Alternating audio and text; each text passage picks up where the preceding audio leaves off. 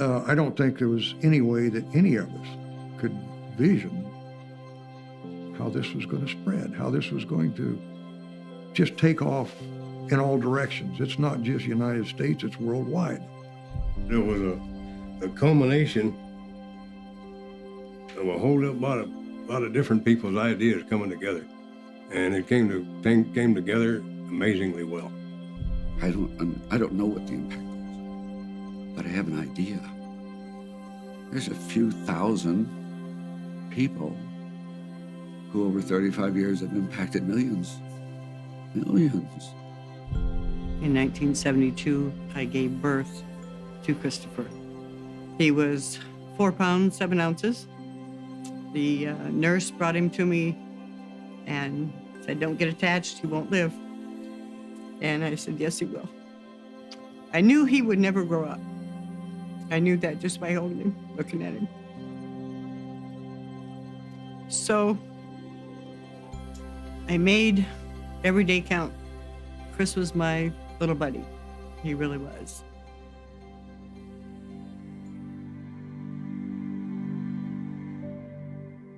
We were planning on coming back to Phoenix for a visit, and along in mid-Texas, I noticed Chris he wasn't himself. Something is just not right. We took him right in.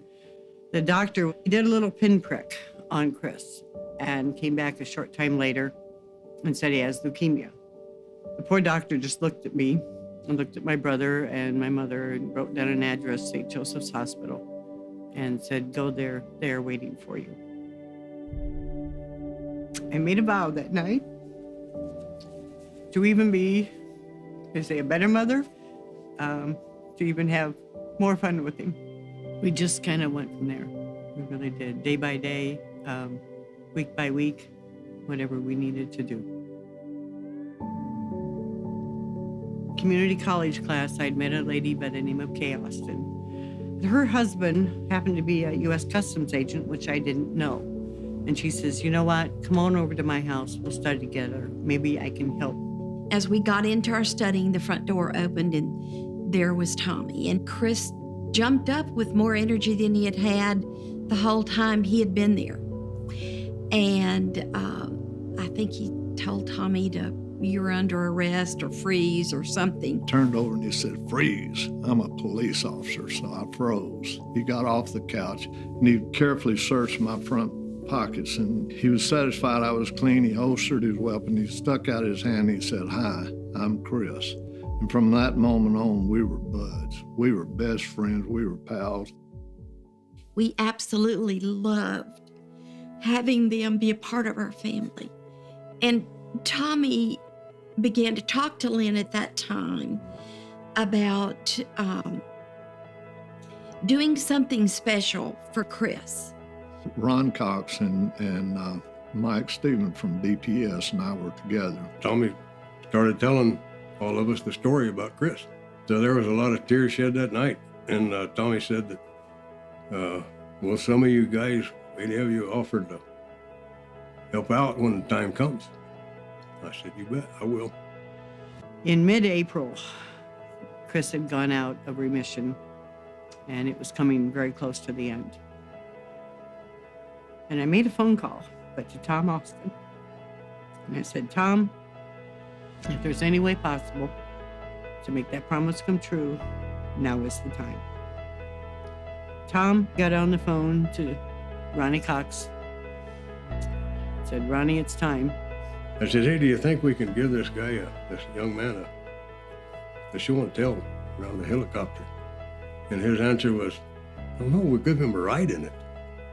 I called Chris on Friday, and hello, very weak drawings, very weak. I said, "Chris, how would you like to have a ride on a real police helicopter on Monday morning?" Instantaneous, that voice changed. "Oh, Tom, you're joking, you're joking." Well, somebody notified the news people, so they're going to be filming. I thought, this is starting to get a little over my head, and I think our director may want to hear this before he sees it on the news. So I called Alan Schmidt, and I said, "Alan, here's what I've done." And I said, "Yeah, we can do that, and we'll tour him around and all that." And Ron says, I was introduced to this little boy named Chris, 7 years old, and we're going to do something special for Chris today. And I would like you to be standing by with your motorcycle. 6 o'clock Monday morning, the phone rang. Hello. Hi, Tom. This is Chris. You hadn't forgotten, have you? I said, no, I hadn't forgotten. Well, I went over there about 20 minutes till 8, and he was already out in the driveway. And I wish you could have seen the look on his face when I drove up. He knew it was real. A smile from ear to ear. I got there and set up the motorcycle at our headquarters building just as the helicopter was coming in. He was given a ride in a real Ranger helicopter. They landed at the Department of Public Safety. And there we went over to Colonel Schaefer's office. He walks around, high fives everybody, introduces himself. We stood him up on my desk, and I swore him in, handed him that certificate, and pinned the badge on his coat. It was wonderful. Chris was such a proud little boy. I mean, to him, with that badge, hat, everything, he was a policeman. He really was. This was something that I was totally helpless to do, but Tom had pulled it off with the help of Ronnie and help of all of the DPS officers. On May 2nd, he said, Mommy, I'm not feeling real good. On May 3rd, he passed away, just that quick. There was a unity born with these officers and what they did. We had lost a fellow officer, we meaning Arizona Highway Patrol. I was called into the commander's office, and he said, we have learned that Chris is going to be buried in a little town called Kewanee, Illinois. He said, I would like you and another motorcycle officer to go back and give Chris a full police funeral. When Scott and Frank came back from the burial and the memorial for Chris in Illinois, we were talking and I was asking Frank and Scott, how did this come about? How did it all go? And we were just chatting and they were telling me how it went. And we all said basically at the same time, there's more children out there. Why don't we go find them? I love the idea of it, and I love what it brought those families. I've often said it was just a snowball effect. And a snowball rolling down here, hill, it kept getting bigger and bigger and bigger. It's amazing. It's absolutely amazing. Make-A-Wish is not mine or anybody else's. Make-A-Wish is a thing. I truly believe in the power that made this happen. I think there are a lot of people that can't even imagine how small it was and how little money there was.